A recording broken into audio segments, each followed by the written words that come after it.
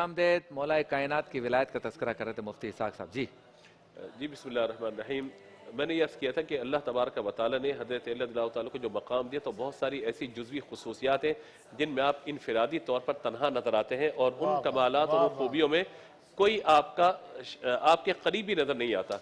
मैं एक बात अर्ज़ करके ताकि उसी को अपनी विलायत से मैं जोड़ दूँ, आपने जिक्र किया कुरान पाक की बहुत सारी आयत जो है वो आपके शान में है।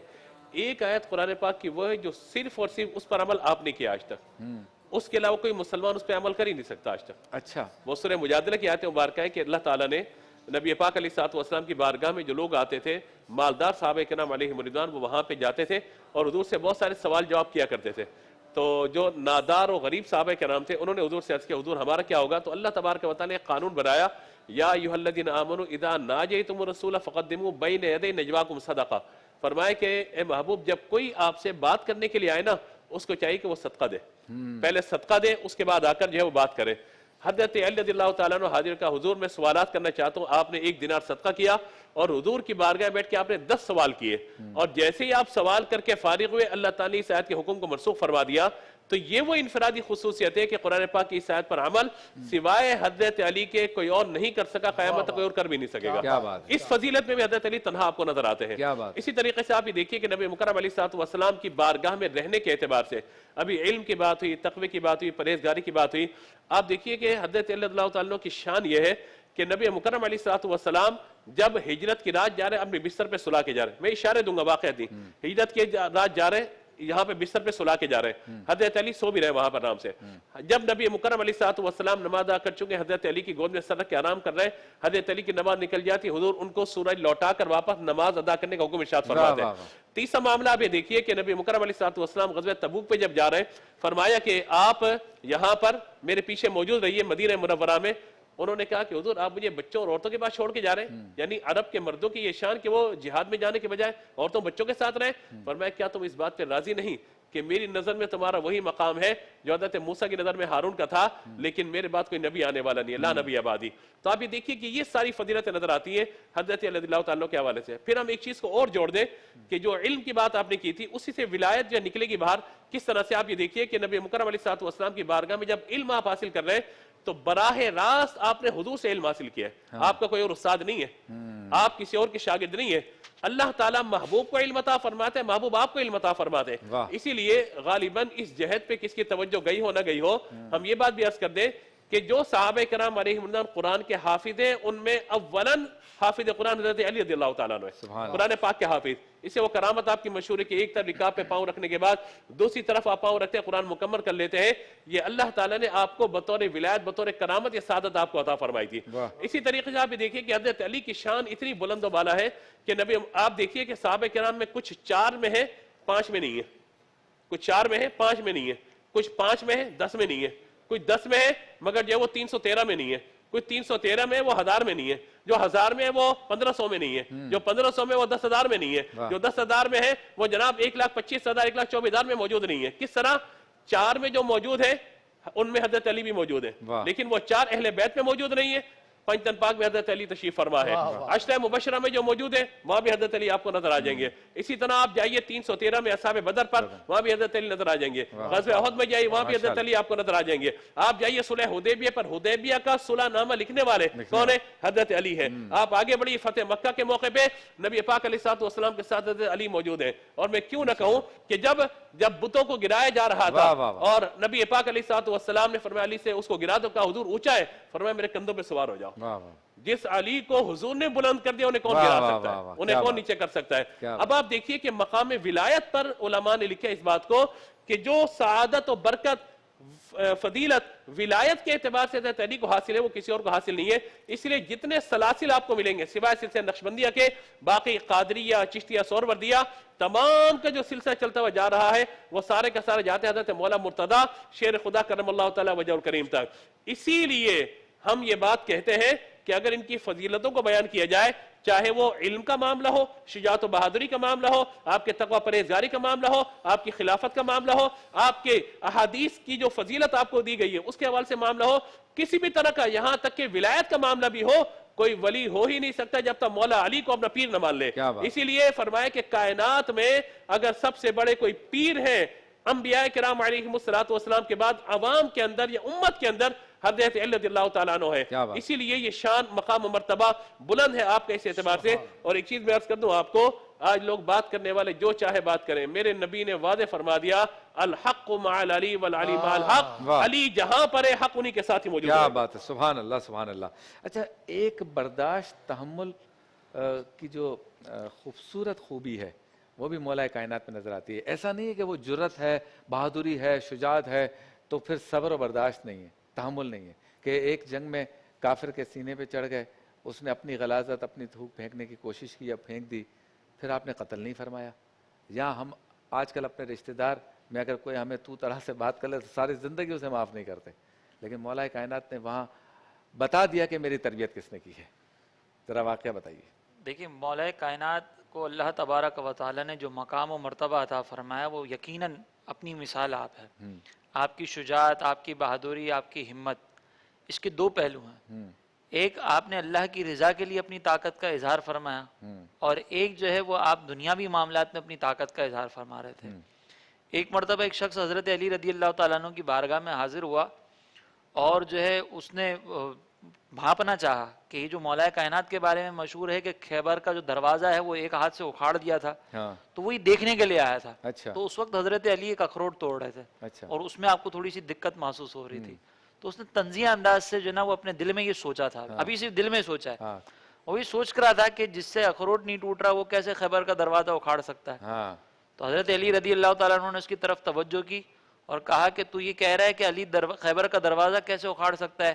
آج بھی اگر کوئی خیبر کے جیسا معاملہ ہوگا نا تو علی وہ دروازہ آج بھی اکھاڑ سکتا ہے، کیونکہ یہ جو اخروٹ میں توڑ رہا ہوں یہ میری وہ ایمانی طاقت سے نہیں توڑ رہا، وہ خیبر کا جو دروازہ توڑا تھا وہ میری ایمانی طاقت تھی. تو حضرت علی رضی اللہ تعالیٰ عنہ کی جو شجاعت ہے اس کا اظہار آپ نے اسی مقام پر فرمایا کہ جہاں پہ ایمان کا تقاضا تھا. اپنی نفسانی خواہشات کے لیے اپنی شجاعت کا اظہار نہیں کیا. اسی لیے وہ واقعہ جو مشہور ہے نا کہ اگر دیکھیں تو اس میں انتہا درجے کا صبر و تحمل ہے کہ حضرت علی رضی اللہ تعالیٰ عنہ اس کافر کو پچھاڑ نہیں سکتے تھے، اس کو زمین بوس نہیں کر سکتے تھے، لیکن وہاں پر آپ نے کیا فرمایا کہ پہلے میں تجھ سے جو لڑ رہا تھا وہ اللہ کی رضا کے لیے لڑ رہا تھا، اب جب تو نے مجھے تھوک دیا، تو نے اپنی غلاظت مجھ پر ڈالی، تو اس میں میری نفسانی خواہش شامل ہوگی، اس لیے میں نے تجھے چھوڑ دیا. تو یہاں پر آپ نے اپنی بہادری کا اظہار کو صرف اللہ تبارک و تعالیٰ کی رضا کے لیے مخصوص رکھا تھا. یہی موجودہ دور کے اندر ہمارے لیے بھی ضروری ہے کہ اگر ہم کسی سے قطع تعلقی کرتے ہیں تو عموماً یہ دیکھا جاتا ہے کہ چھوٹے چھوٹے معاملات کے اوپر تک قطع تعلقی کی جا رہی ہوتی ہے. مجھے شادی کا جب دعوت نامہ دینے کے لیے 2 دن پہلے میرے گھر پر آئے تھے، کارڈ تو کب کے چھپوا لیے تھے، معاملات تو کب سے چل رہے تھے، اس پر بھائی بہنوں کے تعلقات ٹوٹ جاتے ہیں. مجھے دعوت کے اندر جو ہے وہ تو صحیح جگہ پر بٹھایا نہیں، اس پہ تعلقات ٹوٹ جاتے ہیں. یہ جو انداز ہے کہ ہم اپنی نفسانی خواہشات کے لیے کسی سے بدلہ لیتے ہیں، یہ انداز یقیناً ہماری شریعت مطہرہ میں قابل قبول نہیں ہے.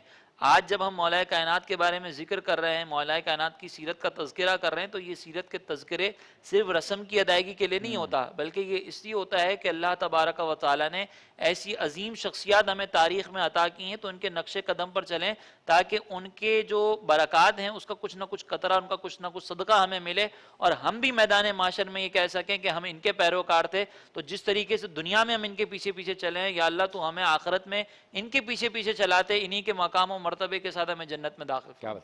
اسی کو آگے بڑھا کر شیخ صاحب، جیسے مولا کائنات نے فرمایا کہ مال اور علم کا مقابلہ کیا جائے تو علم کا مقابلہ تو مال کر ہی نہیں سکتا، کیونکہ اس کے چھن جانے کا خوف ہوتا ہے.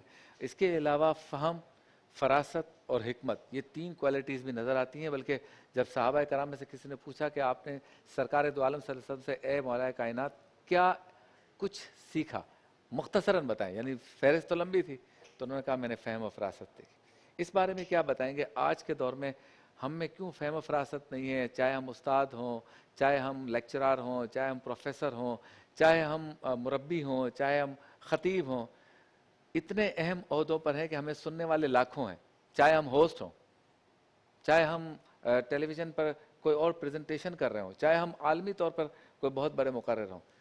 یہ حکمت اور فراست کیوں ہم سے چلی گئی جبکہ ہم سارے مولا کائنات کے چاہنے والے ہیں؟ بسم اللہ الرحمن الرحیم.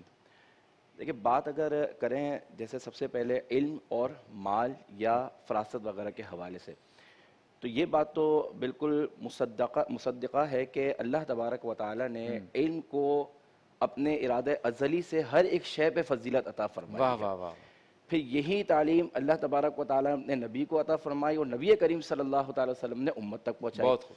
اور جیسا کہ ذکر کیا گیا کہ حضرت علی رضی اللہ تعالیٰ عنہ نے ڈائریکٹلی بغیر کسی واسطے سے نبی کریم صلی اللہ تعالی وسلم سے علم حاصل کیا، واہ واہ تو وہ تمام کی تمام چیزیں اللہ تبارک و تعالیٰ کے حکم سے آپ نے حضرت علی کو بھی عطا فرمائی۔ صحیح۔ یہی وجہ ہے کہ حضرت علی رضی اللہ تعالیٰ عنہ ہمیشہ علم کو فوقیت دیا کرتے تھے۔ ایسا نہیں تھا کہ آپ کے پاس مواقع نہیں تھے مال کمانے کے، ایسا نہیں تھا دنیا داری کے لیے آپ کے پاس مواقع نہیں تھے، لیکن اس کے باوجود بھی آپ اللہ کے نبی صلی اللہ علیہ وسلم کی خدمت میں ہمیشہ حاضر رہے، آپ سے علم سیکھتے رہے، قرآن سیکھتے رہے، اللہ کے نبی کے احکامات سیکھتے رہے، واہ واہ۔ اور پھر وہی تعلیم آپ نے آگے بھی عطا فرمائی۔ جیسا کہ سیدنا عبد خیر رحمۃ اللہ تعالیٰ علیہ شاہ فرماتے ہیں کہ حضرت علی رضی اللہ تعالیٰ علیہ شاہ فرماتے ہیں کہ کیا تم یہ سمجھتے ہو کہ بھلائی یہ ہے کہ تمہارے پاس زیادہ مال ہو، تمہاری زیادہ اولاد ہو؟ نہیں، بلکہ آپ فرماتے ہیں کہ بھلائی اس میں ہے کہ تم زیادہ علم سیکھنے والے ہو، کیا بات ہے، واہ بھلائی واہ اس میں ہے کہ تم اللہ کی عبادت زیادہ کرنے والے ہو۔ واہ۔ اسی طریقے سے حضرت قمیر بن زیاد رحمۃ اللہ تعالیٰ علیہ فرماتے ہیں کہ ایک مرتبہ میں حضرت علی کے ساتھ چل رہا تھا تو آپ نے مجھے کچھ نصیحت فرمائی، اور اس میں ایک نصیحت یہ فرمائی کہ علم مال سے بہتر ہے۔ علم یہ ختم ہو جایا کرتا ہے، علم کی حفاظت تم کیا کرتے ہو، مال کی حفاظت تم کیا کرتے ہو، جبکہ علم تمہاری حفاظت کیا کرتا واہ ہے۔ واہ واہ واہ۔ علم جب تم پھیلاتے ہو یہ بڑھتا ہے، جبکہ مال ختم ہو جایا کرتا ہے۔ جیسے پھر آپ نے پھیلاتے ہو ختم ہو ہاں بالکل، جیسے آپ بانٹنا شروع کریں وہ ختم ہو جایا کرتا ہے۔ پھر آپ نے مزید فرمایا کہ عالم کی عزت اللہ تبارک و تعالیٰ نے فرمائی ہے۔ واہ واہ واہ۔ عالم کی عزت یعنی علم جس کو اللہ تعالیٰ نے دیا حضرت آدم علیہ السلام، تو فرشتوں کو حکم دیا کہ ان کو سجدہ کریں، شیطان کو حکم دیا گیا کہ ان کو سجدہ کیا، اور اس کی وجہ کیا بیان فرمائی؟ وَعَلَّمَ آدَمَ الْأَسْمَاءَ كُلَّهَا، کہ ہم نے آدم علیہ السلام کو علم عطا فرمایا۔ تو حضرت علی رضی اللہ تعالیٰ عنہ بھی یہ ارشاد فرماتے ہیں کہ اللہ تعالیٰ نے عالم کو عزت عطا فرمائی ہے۔ پھر فرماتے ہیں کہ عالم اس دنیا سے چلا بھی جائے تب بھی اللہ تعالیٰ اس کی عزت کو برقرار رکھتا واہ واہ واہ۔ ہے، جبکہ مال وہ ختم ہو جایا کرتا ہے۔ مالدار دنیا سے چلا جائے تو عمومی طور پہ ان کا جو ہے وہ نام ختم ہو جایا کرتا ہے، اور یہ بات بالکل واضح ہے کہ مال سے مراد یہاں پہ وہ ہے کہ جو آپ کو دنیا کے قریب کر کے اللہ سے دور کر دے۔ بہت خوب، ماشاءاللہ۔ جی مفتی صاحب کچھ اضافہ اس میں کہ جرت، بہادری، شجاعت، ان سب کے مقابلے میں اگر ہم دیکھیں تو مولا کائنات نے جو فہم، فراست، علم اور تقوی، پرہیزگاری، اس پر جو زیادہ تر ہمیں فوکس کیا ہے، بتایا ہے، سمجھایا ہے، آج ہم اس سے دور ہیں۔ جو لوگ حضرت علی المرتضیٰ رضی اللہ تعالیٰ عنہ کی شان، اور کیونکہ بغض علی بھی تو واضح ہے نا، ان کی شان اور عظمت کے منکر ہیں اور اپنے آپ کو علامۃ الدہر سمجھتے ہیں، وہ اگر علامۃ الدہر اور قہر بنے ہیں ہاں تو وہ صرف و نحو پڑھ کے بنے، ہاں، جبکہ صرف و نحو کے موجد مولا کائنات علی المرتضیٰ ہیں۔ کیا بات ہے۔ ایک صحابی کہتے ہیں میں آیا تو میں نے دیکھا کہ حضرت علی کسی بہت گہری فکر میں ڈوبے ہوئے ہیں، تو میں نے پوچھا مولا کائنات سے یا امیر المومنین کیا مسئلہ ہے؟ فرمایا کہ آج میں نے ایک شخص کو دیکھا کہ وہ بڑی غلط عربی بول رہا تھا، تو میں سوچ رہا ہوں کہ کچھ ایسے قواعد و ضوابط وضع کر دوں واہ واہ کہ واہ۔ لوگ عربی سیکھیں۔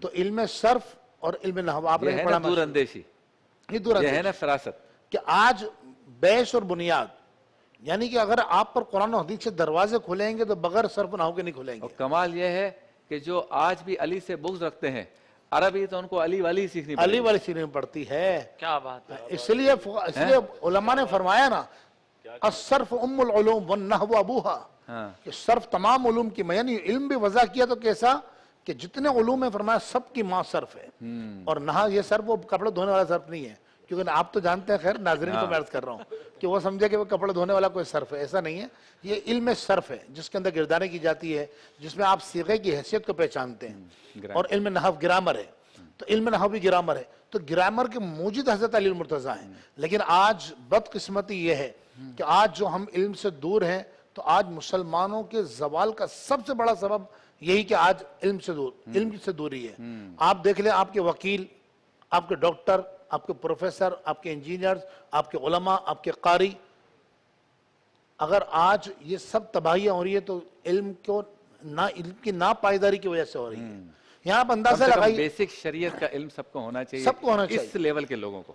हर एक को होना चाहिए। आप ये देखिए ना, आप किसी को कहें कि आप अपने बच्चे को आलिम दीन बना दें, वो फौरन मना कर देगा। हाँ, वो कहेगा भाई मैं डॉक्टर क्या बहुत अच्छा इंसान होता है, बिलाशुबा डॉक्टर अच्छा इंसान अच्छा होता इंसान है, है। अच्छा इंसान होता है, लेकिन डॉक्टर पैसा ज्यादा कमाता है, हाँ, इंजीनियर पैसा ज्यादा कमाता है। बोला भाई आलिम बन जाएगा, ज्यादा मस्जिद का मौलवी बन जाएगा, हाँ, है तनख्वाह क्या मिलेगी, 25-30 हजार रुपए, पूरे महल्ले के ताने अलग सुनने उसने। हाँ। तो आज इल्म की जब कदर खत्म हो गई, अहले इल्म की कदर खत्म हो गई, तो हमें मौलाए कायनात अली मुर्तजा की जो हस्ती पाक है, जिनका हम जिक्र कर रहे हैं, जिनको हुजूर ने बाबुल इल्म कहा, फरमाया मेरा अली तो जो है ना मेरे इल्म को, हुजूर ने फरमाया मेरे इल्म का खजाना अली है। वाह, वाह, वाह। अल्लाह पाक हमें ये सोच और समझ अता फरमाए और हमें सही इल्म हासिल करने की तौफीक अता क्या बात है। और यहाँ पे तस्करा हुआ कि कुछ लोग मौलाए कायनात की तारीफ करने में भी हिचकिचाते हैं, हाँ, थोड़ा सा बुक्स भी रखते हैं, सोचते हैं शान कैसे घटाई जाए। पता नहीं क्यों बुरा लगता है। मैं मौला अली का तस्करा करूँगा, आप हज़रत उस्मान गनी का करें, मुझे तो बुरा नहीं लगता। मैं हज़रत अबू बकर का करूँगा, आप अली का करें, मुझे तो बुरा नहीं लगता। क्या बात है। मैं फारूक आजम का करूँगा, आप मौला अली का करें, मुझे तो नहीं बुरा लगता। अरे शान बयान करो, मुकाबले के चक्कर में ना रहो। क्या बात है। जितनी ताकत है शान बयान करो, ढूंढो कि सरकार के सहाबा कराम की शान कहाँ से मिलती है, वो बयान करो। और ये भूल जाओ कि मैं आपकी दलील पर अपना मसलक छोड़ूंगा, और मैं भी भूल जाऊं कि मेरी दलील पे आप अपना मसलक छोड़ेंगे। इसलिए इख्तिलाफात की बात ख़त्म करो, शान बयान करो। क्या बात है। ब्रेक के बाद